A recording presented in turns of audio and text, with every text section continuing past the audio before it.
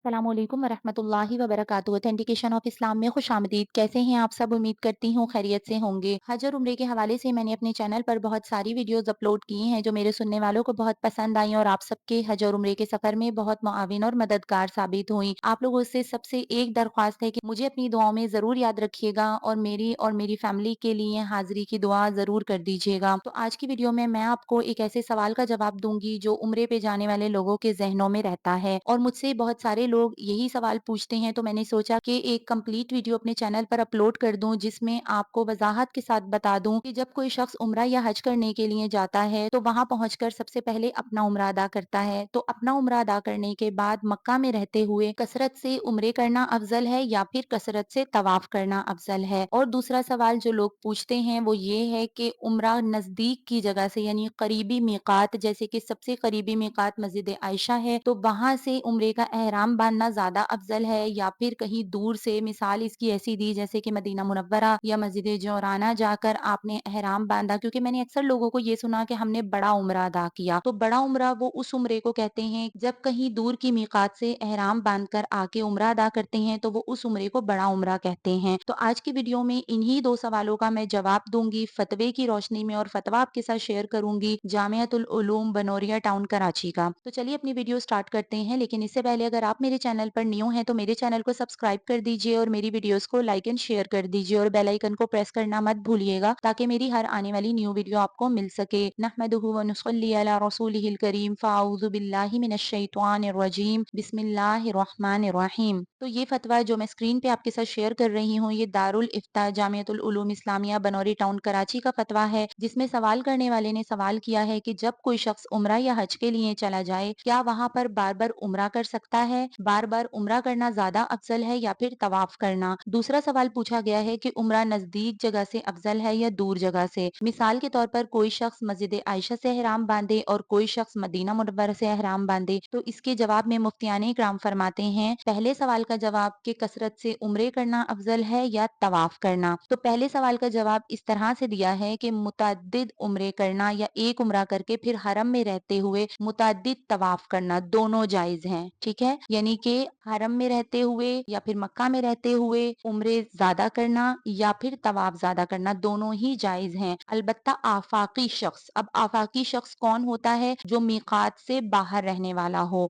आफाकी शख्स के लिए कसरत उम्रा ज्यादा अफजल है और मक्की यानी जो मक्का में रहता हो मक्की शख्स के लिए कसरत तवाफ अफजल है। ठीक है, इसीलिए अगर जायर हिल तक जाने और वापस आने का किराया और हलक वगैरह के अखराजात बर्दाश्त कर सकता हो तो उसे हस्बे इस्तिताअत यानी जितनी उसकी हिम्मत है जितनी उसकी ताकत है उम्रे करने चाहिए, और अगर गुंजाइश ना हो तो कसरत से तवाफ करने चाहिए। वाजिया रहे कि ये हुक्म सिर्फ अफजलियत के एतबार से है। ठीक है, लिहाजा अगर कोई शख्स गुंजाइश के बावजूद उम्रे कसरत से नहीं करता बल्कि हरम में रहकर तवाफ ज्यादा करता है तो इसमें भी कोई कराहियत नहीं है। इसी तरह अगर किसी और जरूरत मसलन सफर में कोई मरीज या ज़ईफ के साथ हो, जैसे हम अपने माँ बाप या किसी बूढ़े ज़ईफ शख्स के साथ होते हैं जो बीमार हैं और उनकी खिदमत में रहना हमारे लिए बहुत जरूरी है, तो उसकी वजह से अगर इजाफी उम्रे नहीं भी कर सके तो कोई हर्ज नहीं है। आगे लिखा है कि पे दर पे उम्रे करना यानी कि एक उम्रे के बाद बार बार दूसरा तीसरा उम्रा करना,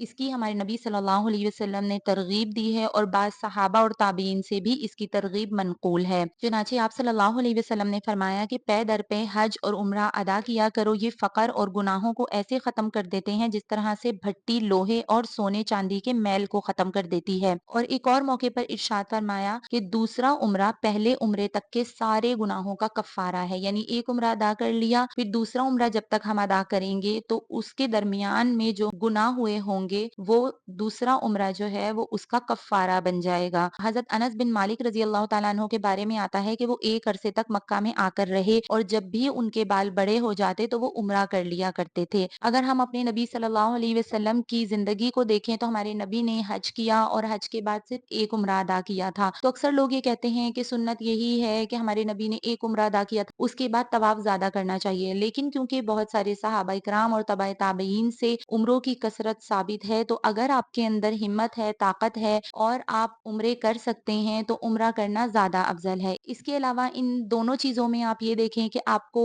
उम्रा करने में ज्यादा रूहानियत फील होती है, यानी उम्रा करने से आपको अल्लाह से कुर्ब ज्यादा महसूस होता है या फिर तवाफ करने से कुर्ब ज़्यादा महसूस होता है? रूहानियत आपको किस अमल में ज़्यादा लगती है? तो आप उसको इख्तियार कीजिए। उम्रे में ये है कि हम तवाफ करते हैं, लेकिन उम्रे में हम सई भी करते हैं, फिर हम सफ़र भी करते हैं ihram बाँधने के लिए। यानी पर्सनल जो मैं करती हूँ, तो मैं कोशिश ये करती हूँ कि वहाँ पे रहकर उम्रे ज़्यादा से ज़्यादा करें कि जैसे हम हज पे गए थे, तो अपनी फैमिली के साथ, बच्चे भी थे मेरे साथ, तो फैमिली के साथ हमने अल्हम्दुलिल्लाह हज किया और हज के बाद हमने 5 उम्रे अदा किए, यानी हम हर तीसरे दिन उम्रा अदा कर लेते थे अल्हम्दुलिल्लाह। आपके ऊपर है कि अगर आप में हिम्मत है, उम्रे ज़्यादा कर सकते हैं तो उम्रे कर लीजिए, नहीं तो तवाफ भी अफ़ज़ल है, दोनों आप कर सकते हैं। तवाफ भी कसरत से कर सकते हैं, उम्रे चाहें तो उम्रे भी कसरत से अदा कर सकते हैं। अच्छा, दूसरा सवाल जो पूछा गया है, वो ये था कि एहराम जो है वो मस्जिद आइशा से बाँधना चाहिए, ये कहीं दूर की जगह से, जैसे मदीना मुनव्वरा हो गया। तो दूसरे सवाल का जवाब मुफ्तियाने इकराम ने ये दिया है कि आफाकी शख्स एक उम्रा मुकम्मल करके तमाम अरकान से फारिग होने के बाद हुदूद हरम में मौजूद हो, तो वो मक्की के हुक्म में होगा, ठीक है? तो आफाकी शख्स के बारे में मैंने आपको पहले बताया कि आफाकी शख्स वो होता है जो मीकात से बाहर रहने वाला होता है। जैसे कि हम पाकिस्तान, इंडिया या दूसरे ममालिक से जाते हैं, तो हम आफाकी कहलाते हैं क्योंकि मीकात से बाहर रहने वाले हैं हम। तो आफाकी शख्स एक उम्रा मुकम्मल करके तमाम अरकान से फारिग होने के बाद हुदूद हरम में मौजूद हो, तो वो मक्की के हुक्म में होगा, ठीक है? हम लोग जब जाते हैं तो हमने एक उम्रा अदा कर लिया, उसके बाद क्योंकि हमारा क़याम मक्का में होता है, तो हम मक्की के हुक्म में होते हैं, यानी मक्का में रहने वालों के हुक्म में, ठीक है? और वो हिल में